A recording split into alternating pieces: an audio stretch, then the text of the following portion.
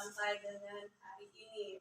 Nah, ibu-ibu atau mama-mama sekalian, sebelum kita masuk di dalam pertemuan kita di hari ini, pembahasannya di langkah yang keempat masih dalam tahap penanganan dan pencegahan stunting. Kita akan berdoa terlebih dahulu. Dan kita berdoa menurut ajaran agama kita masing-masing. Berdoa mulai. Berdoa selesai. Nah, ibu-ibu, sebelum kita bahas tentang materi kita di sore hari ini, saya ingin mengingatkan kembali kepada ibu-ibu sekalian. Mudah-mudahan masih ada yang ingat dengan pembahasan kita di pertemuan sebelumnya. Nah, pada pertemuan sebelumnya kita berbicara tentang penyebab stunting. Nah, ada dua ya penyebabnya, yaitu yang pertama penyebab langsung dan penyebab tidak langsung. Nah, penyebab tidak langsungnya itu apa-apa saja? Atau penyebab langsungnya? Penyebab langsungnya karena tidak mendapatkan imunisasi secara lengkap. Kemudian kekurangan gizi. Jadi pada saat ibu hamil, ibu tidak mengkonsumsi makanan yang bergizi. Kemudian juga anak pada saat tumbuh kembang sering mengalami sakit-sakitan, ya. Itu penyebab langsung. Nah, kalau penyebab tidak langsungnya adalah kurang adanya kebersihan diri, ya. Kurang adanya kebersihan diri, kemudian juga kebersihan lingkungan, dan yang paling penting adalah kurang adanya rangsangan atau stimulasi kepada anak. Nah, untuk memberikan rangsangan atau stimulasi kepada anak itu sebaiknya harus dimulai sejak kapan? Sejak hamil, ya. Sejak anak ada di dalam kandungan ibu.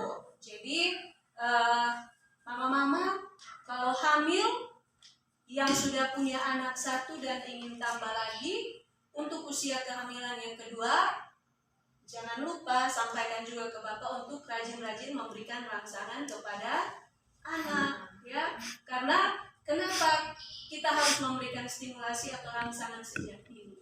Karena itu akan membantu sistem motorik dari anak, sehingga anak akan bertumbuh secara baik dan juga optimal. Nah, itu ya sedikit saya mengingatkan lagi pelajaran tentang langkah kita sebelumnya atau di pertemuan sebelumnya.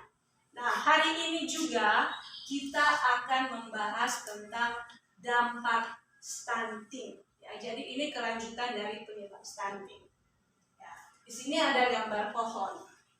Semua bisa lihat di sini. Ini gambar pohon, jelas ya ibu-ibu? Jelas. Ini ada gambar apa ini? Ada gambar daun, kemudian rantingnya, ada buahnya, kemudian ada batang, dan juga ada akar, ya. Jadi di sini pohon ini kelihatannya subur sekali. Nah, kali ini saya akan membagi ibu-ibu dalam dua kelompok, ya. Kalau tadi kita bahas di langkah sebelumnya itu tentang penyebab langsung dan tidak langsung stunting. Nah, saya akan bagikan kertas ini. Ini untuk Mama Erti, Mama Miati, Mama Lingga, dan Mama Reni. Nah, untuk Mama Reni dan Mama Lingga, nanti pada kertas itu silahkan ditulis penyebab tidak langsung, ya, penyebab tidak langsung. Sedangkan Mama Erti dan Mama Miati yaitu penyebab langsung, ya. Jadi silahkan ditulis penyebab langsung dan juga penyebab tidak langsung, penyebab stunting.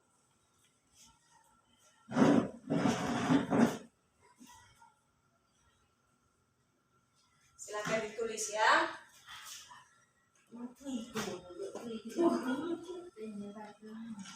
Penyebab langsung. Tadi kita sedikit mereview atau kita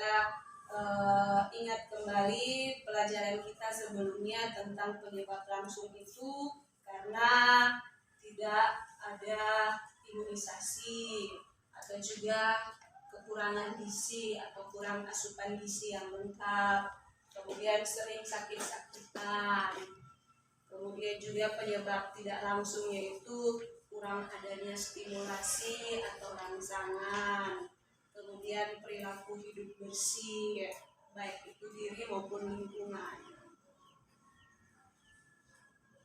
Sudah? Kalau sudah, silahkan yang penyebab langsung pada stunting itu, penyebab langsung stunting, silahkan menempelkan jawabannya pada batang utama, ya, batang utama ini, jadi batang yang besar. Sedangkan untuk yang penyebab tidak langsung itu bisa di rantingnya, di ranting pohon ini. Enggak? Ya, bisa tempel ya. Namanya sudah kok? Sudah. Bikin bagai sarung, nah nanti takut lihat boleh Pak. Oh, buru-buru tadi. Buru-buru tadi kok.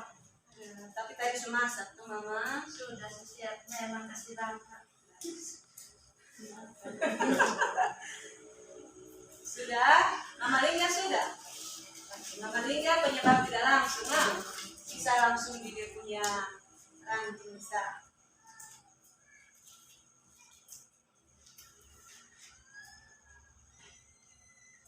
Mama Miati belum kok? Belum. Aku gitu ini.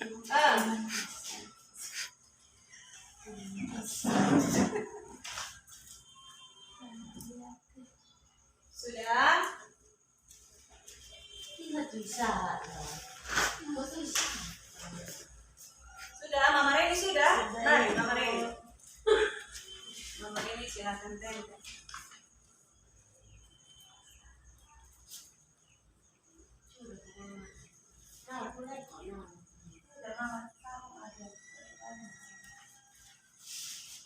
Sudah, Mak Miati. Tempel semua.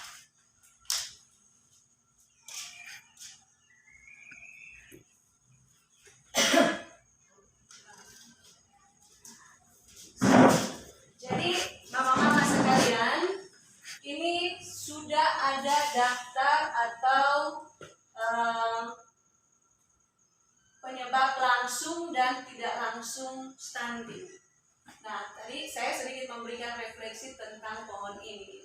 Kalau pohon ini dia bertumbuh subur, maka dia akan menghasilkan buah yang baik, buah yang banyak, buah yang baik, kemudian daun-daunnya juga hijau, batangnya juga subur, akarnya juga merambat ke mana-mana. Nah, kalau misalnya kita umpamakan pohon ini sama seperti anak yang stunting, kira-kira itu seperti apa? Kita coba melihat ya. Tadi yang di batang ini adalah penyebab langsung stunting ya. Coba ini jawabannya siapa? Saya ini. Oh, Mama Miati. Nah ini penyebab langsung stunting, kurang gizi. Benar sekali ya. Jadi salah satu dampak penyebab stunting itu karena anak kekurangan gizi. Ya. Jadi ini bisa menjadi evaluasi bagi kita supaya pada saat hamil kita mengkonsumsi makanan yang bergizi yang baik. Ya. Kemudian ada lagi penyebab langsung. Ini punyanya ibu siapa ini? Oh, Mama Yeti. Tidak ada imunisasi lengkap. Betul, tidak ada imunisasi lengkap. Padahal harusnya anak itu dari dalam kandungan mamanya sendiri juga sudah harus mendapatkan imunisasi. Kemudian sejak anak lahir juga harus mendapatkan imunisasi lengkap. Kemudian yang kedua, kurang mengkonsumsi gizi yang lengkap. Benar, sama seperti jawaban dari Mama Miati. Kemudian yang ketiga, anak sering sakit-sakitan. Ya, jadi benar jawaban dari Mama Miati dan Mama Erti tepat sekali. Terima kasih Mama Erti dengan Mama Miati, kita berikan tepuk tangan dulu. Nah selanjutnya ini penyebab tidak langsung. Ya, ini punyanya siapa ini? Mama siapa? Mama Lingga. yang ada dua jawaban. Yang pertama apa Mama Lingga? Kurang membersihkan diri. Benar. Kalau misalnya selama kita hamil, kemudian kita tidak memperhatikan kebersihan diri juga, itu tidak sehat. Contohnya seperti ini. Karena Mama kepingin makan. Mama kepingin makan pakai tangan. Nah, makan pakai tangan tidak cuci tangan. Itu bisa saja virus-virus, kuman-kuman yang ada di tangan itu kan bisa masuk sampai ke dalam perut. Betul toh Mama Miati? Betul. Jangan sampai Mama Miati tidak sedikit begitu. Makan siritina. Kemudian ini tidak ada stimulasi. Betul ya. Jadi harus memperhatikan kebersihan diri atau kebersihan tubuh, dan juga pada saat hamil harus memberikan stimulasi kepada anak. Ya, contohnya ini kita mau supaya waktu kita melahirkan kita punya anak risot dia bikin susah gitu. Ya kita usap-usap perut anaknya, kalau mau keluar aja bikin susah apa ya. Artinya kita mengajak anak bicara sejak dini. Walaupun dia belum ada, tapi dia bisa mendengar suara kita, merasakan suara kita juga. Kemudian jawaban dari Mama Reni, kurang adanya kebersihan diri dan lingkungan. Benar. Ya, kebersihan lingkungan ini sama seperti kita buang sampah sembarangan, atau mungkin kita apa lagi Mama Eti? Dalam rumah ini kurang bersih, dalam rumah juga kurang bersih. Kemudian ini apa?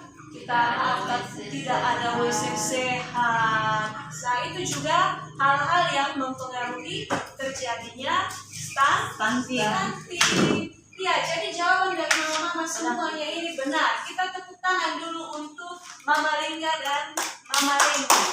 Terima kasih untuk jawabannya. Dan mudah-mudahan dari jawaban-jawaban yang sudah diberikan ini bisa terus kita ingat dan juga bisa kita terapkan di dalam kehidupan kita sehari-hari. Di sini anak semua baru satu, toh masih mau kepingin tambah. Jadi pas kalau mau hamil ingat, yang pertama apa? Harus mendapatkan imunisasi. Kemudian harus makan makanan yang bergizi. Kemudian harus menjaga kebersihan diri dan juga lingkungan. Yang terakhir jangan lupa memberikan rangsangan atau stimulasi. Ya, jadi jangan minta Bapak yang kasih rangsangan terus ya. Tetapi kita juga harus memberikan rangsangan kepada anak juga. Oke. Bapak tidak mau. Nah, Mama tugas, Mama harus sampaikan ke Bapak, bilang tadi kami di kelas itu ini Ibu ada ajar kami untuk harus sama-sama kita kasih stimulasi atau rangsangan di anak. Jadi mulai dari malam Bapak praktek sudah. Nah, mama-mama sekalian, dampak dari stunting ini kalau kita sudah pahami secara baik, maka dampak stunting ini pada anak itu anak akan mengalami yang namanya gagal tumbuh. Ya, jadi kalau kita punya anak kena stunting itu maka dia gagal tumbuh. Makanya tinggi badan antara anak dengan umurnya itu tidak sesuai atau tidak seimbang. Jadi dia berbeda dengan anak-anak yang seumuran dia. Ya, jadi dia mengalami gagal tumbuh. Kemudian anak-anak yang stunting ini juga nanti sangat rentan dengan penyakit. Ya, karena daya tahan tubuhnya juga lemah karena kekurangan gizi. Jadi gampang sekali terkena penyakit. Kemudian dia juga gagal untuk berkembang. Sama seperti yang tadi kita sudah bilang, dia susah sekali untuk tinggi. Kita di sini biasa kita bilang apa? Orang pendek atau orang karet. Nah, untuk dampak jangka panjangnya itu nanti bisa mengurangi kualitas generasi penerus bangsa. Jadi untuk jangka panjang, kalau kita tidak memperhatikan, kita punya anak-anak punya kesehatan, asupan gizi yang baik, imunisasi yang baik, maka ke depan kita punya bangsa ini tidak memiliki anak-anak yang sehat dan cerdas lagi. Karena semuanya terkena stunting. Makanya harus dimulai dari diri sendiri. Siapa di sini yang mau berjanji untuk mulai memperhatikan kebersihan diri? Ya, mau memperhatikan asupan gizi anak. Ya, tentunya kita semua mau ya, supaya anak kita bisa sehat, kuat, dan cerdas dan pintar. Nah, mama-mama sekalian, ini beberapa hal yang mau saya sampaikan kepada mama-mama untuk pertemuan kita pada hari ini, ya, tentang dampak stunting.